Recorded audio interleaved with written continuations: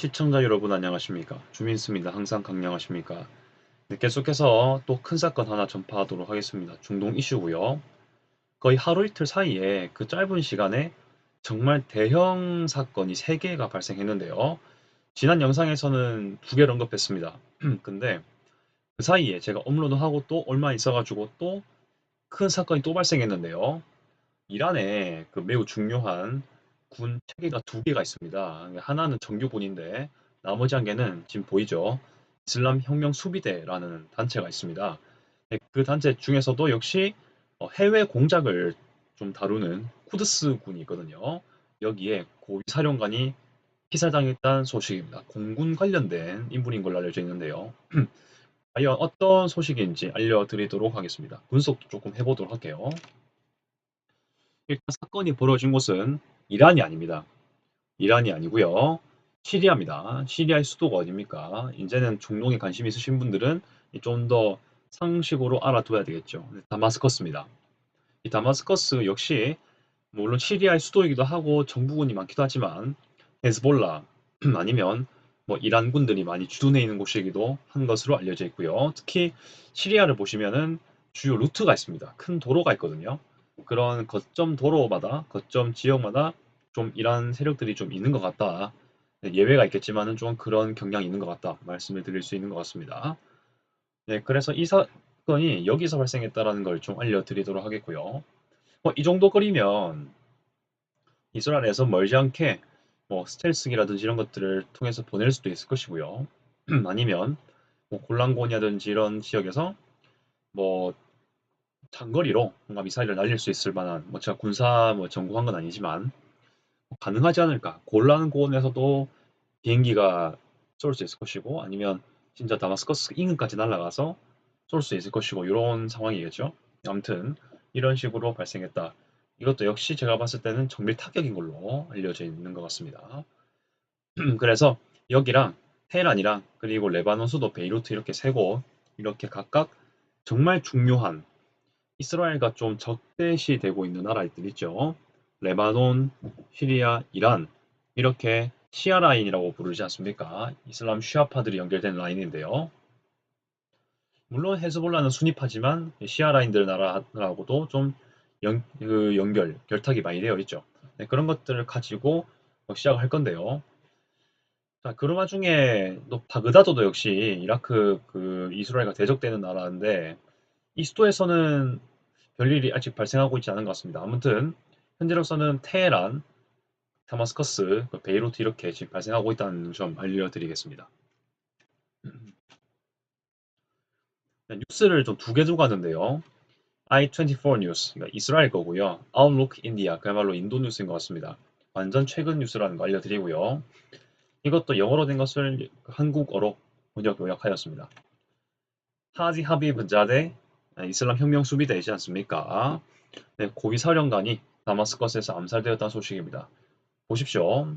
지금 이란 쪽 사람인데 지금 시리아로 갔지 않습니까? 군사 작전 뭐 여러 가지 이유 때문에 많이 가 있었겠죠. 그리고 이렇게 혁명 수비대, 이스라엘 혁명 수비대 고위 사령관이라고 한다면 거의 뭐 우리로 치면은 뭐 참모총장이라든지 이런 급까지 되겠죠. 엄청나게 높은 장성입니다. 이런 사람들이 이렇게 갔다는 건 분명히 좀 군사적으로 큰 작전이 좀 계획이 되거나 그 지역에 있는 지역 군들하고 결탁이 필요한 이유로 간 거겠죠. 아무래도 그 이유는 또 뭐겠습니까? 이스라엘하고 또 뭔가 대치하는 뭔가 작전을 펼치려고 간 거 아니겠습니까? 이거는 공부를 하지 않아도 대강 눈치가 있으면은 뭐 사실인지 모르겠지만 정황은 그럴 수가 있다는 걸 말씀드리고요.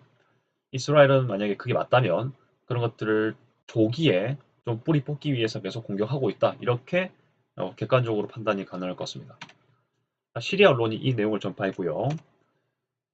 이 발생 지점이 어디냐면 사이다 자이납에서 발생했다 합니다. 중심지로부터 다마스커스도 중심지가 있겠죠 당연히. 중심지에서 약 8km쯤 되는 곳인데요. 이거는 제가 그 사이다 자이납이라는 그 지역을 제가 그 인터넷으로 검색해 봤는데요. 조금 거리가 있는 그런 곳이 되겠습니다. 서울에 종로가 있다면은 종로에서 한 강남쯤 되는 거리가 아닐까요?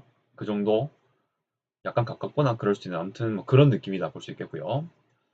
시리아 인권 관측소에서 말하는 거 얘기하면 영국에 기반 두고 있는 그런 단체입니다. 이란과 연계된 중요한 군부 세력이 있던 곳이 바로 사이다 자이답이다. 이렇게 얘기를 하고 있는 거죠. 결국 뭐 이란하고 관련된 그런 군 세력이 있는 곳인데 일단 뭐 여기에 그 고위 사령관 하지 하비브 자대가 있었고 그렇게 암살당한 소식 assassination이라고 말을 하더라고요. 이렇게 전파가 되고 있습니다. 저 여기서 관련된 저번 영상에서 그 정말 그 요주 인물 2명 그 피살당한 거랑 이거 이번에 그 중요한 인물 피살당한 거 3명 다 포함해서 종합적인 코멘트를 간단하게 해보겠습니다. 일단 거의 동시다발적으로 3개의 대형 사건이 벌어진 건데요. 3명을 보시면 다 고위급들입니다. 그 각각 단체에서요. 아니면 그 해당되는 나라에서. 첫째로는 레바논 베이루트에서 사망한 사람 있죠. 그것도 고위 지휘관이었지 않습니까?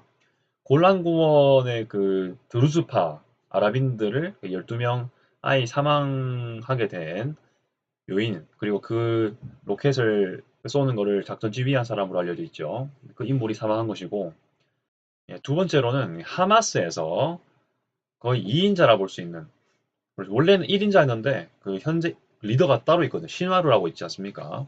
신화루에게 2017년에 리더를 제가 넘겨줬습니다. 넘겨주고 본인은 리더였다가 이제 정치국장으로 가게 된 그런 인물이지 않습니까? 이번에 사망한 인물이 그렇거든요. 그래서 일각에는 1인자라고도 되게 많이 말하더라고요. 1인자, 1인자 하는데 1인자 맞긴 맞는데 그리고 영향력이 엄청나게 큰 인물은 맞습니다. 거의 하마스를 좌지우지하고 있는 인물인 건 맞는데 엄밀히 말하면 리더를 넘겨준 상태거든요. 본인은 정치국장으로 간 상태라서요. 저는 뭐 한때 장기간 1인자였다가 지금은 좀 2인자로 된 인물로 저는 판단하고 있어가지고 지난 영상에서도 전 2인자로 소개했는데요. 아무튼 그 인물이 이번에 사망했죠. 그렇게 되고 그 인물은 테헤란에서 그 새 대통령 취임식 갈 겸 회동하면서 그 직후에 사망한 걸로 알려져 있습니다. 그런 걸로 같이 볼 수 있겠고요. 자, 이제 마지막으로 오늘 다루게 되는 그 이슬람 혁명 수비대 중에서도 쿠두스군 공군 쪽의 고위 사령관 이렇게 되는 인물인데 3명이 사망했죠. 그런 소식을 현재 전파하고 있는 상황입니다. 이스라엘에 적대시하는 국가들의 수도에서 다 그런 대상이 되었고 여기 이스라엘이 충분히 타격할 능력이 된다는 특히 정밀 타격이 가능하다는 것을 보여주고 있고요.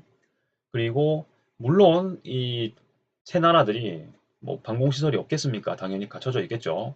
그리고 경비 많이 했을 겁니다. 정황상. 그런데 그런 것들을 이스라엘이 뚫었다라는 거 이것도 하나 이슈가 되는 부분이 되겠습니다. 국방이라든지 국방 뭐 안보 이런 데서는 꽤 큰 이슈가 되지 않을까 그런 생각을 하게 되겠습니다. 이스라엘의 적대시하는 고위 수장들이 이제 피살을 당했다고 했죠. 아까 말씀드린 베이루트에서 그 골란고원 그 로켓 지휘한 사령관 그리고 그리고 테헤란에서 그 하마스 2인자 말씀드렸죠.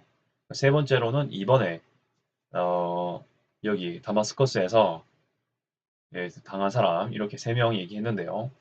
자, 근데 여기서 과연 뭐 일개 그 언론을 보시면은 뭐 5차 중동 전쟁 시작되는가, 뭐 전면전 발생하냐, 뭐 확전되냐, 뭐 이렇게 얘기를 하고 있는데요. 만약에 공간상 범위로에 뭐 로켓 쏘거나 뭐 미사일 쏜 나라들의 증가한다면은 이미 확전된 지는 오래되었습니다. 왜냐하면 일단 정황을 보십시오. 10월 7일 이후로 이스라엘하고 하마스 이렇게 싸웠지 않습니까? 그러면서 그 이후로 계속 헤즈볼라보다 로켓을 썼죠.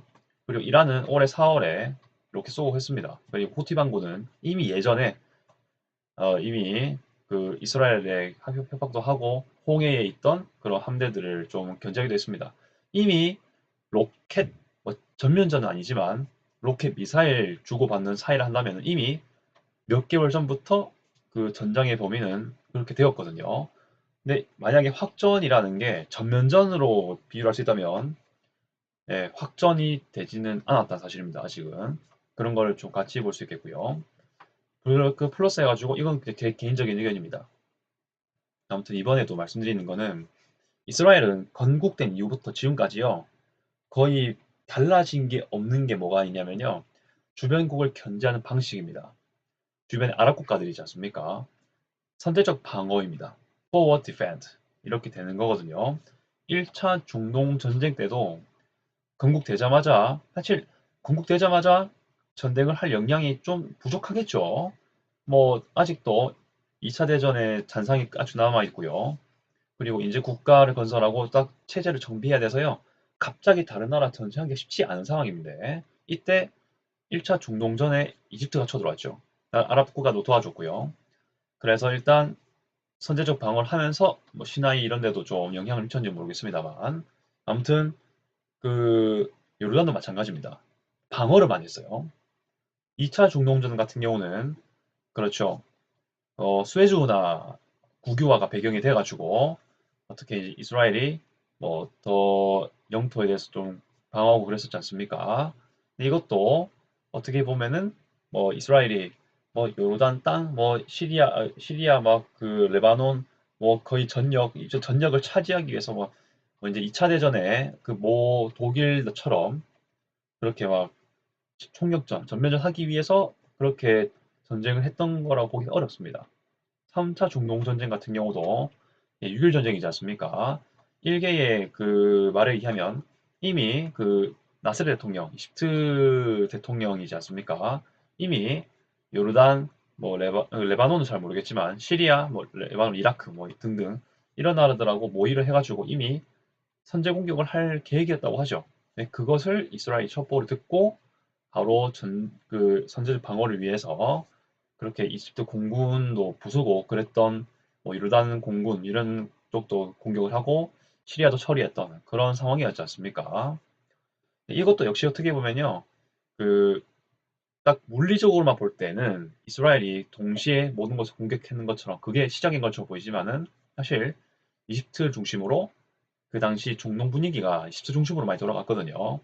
그런 이집트의 어떤 선제 모의가 있었다는 것도 볼 때 이집트는 이집트인데 이스라엘이 과연 그 영토 확장을 위해서 3차 중동 전쟁을 한 것인가?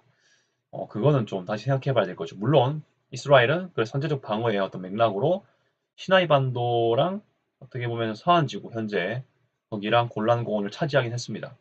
근데 그게 어떻게 보면은 다 지리적으로 중요한 곳이지 않습니까? 그렇다 보니 이스라엘 자국의 어떤 안보를 위해서 주변 땅들의 거점지를 좀 차지한 부분이 있었다라는 거, 이를 얘기를 할 수 있는 것 같고요. 네, 이스라엘의 관점에서 일단 보고 있습니다. 그 다음에 그 4차 중동 전쟁도 마찬가지입니다. 이때는 아예 그냥 이집트가 먼저 공격을 했죠. 용키푸르 전쟁이지 않습니까?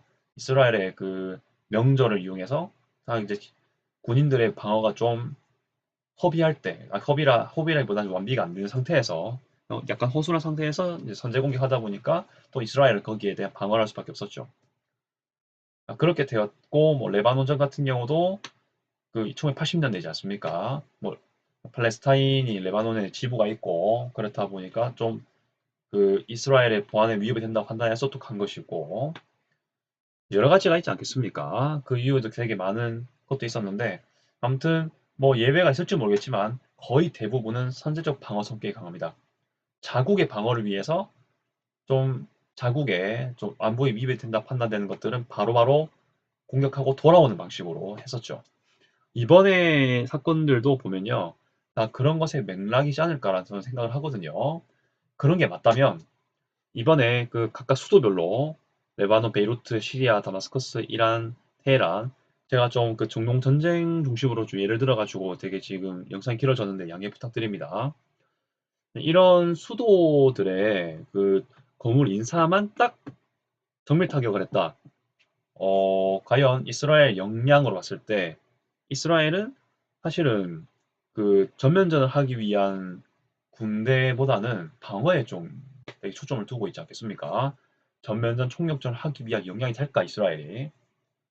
네, 그렇게 전면전 한판 승부를 위한 그런 이스라엘의 공격이었을까? 이번에 그 이렇게 정밀 타격한 것들이 그렇게 보기는 어렵다라는 말씀을 드려야 되겠습니다.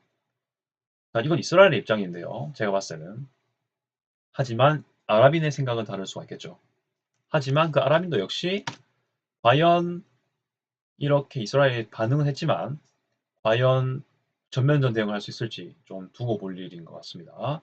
하지만 이스라엘 쪽에서 계속 몇 번 말씀드렸긴 했지만 헤즈볼라에 관해서는 전면전 가능성을 얘기했었죠. 불사할 것이라는 얘기를 한 적이 있습니다.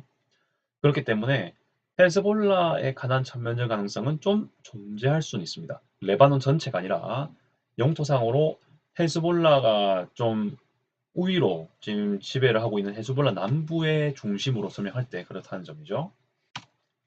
새 이란 대통령 행보에도 아주 관심이 쏠릴 것 같은데 이번 이란 대통령, 지난 대통령과 달리 뭔가 중도의 성향이 있습니다. 그리고 서구 국가들, 그러니까 서방 국가랑 협의를 해가지고 핵 합의의 어떤 여지가 있는 인물이거든요.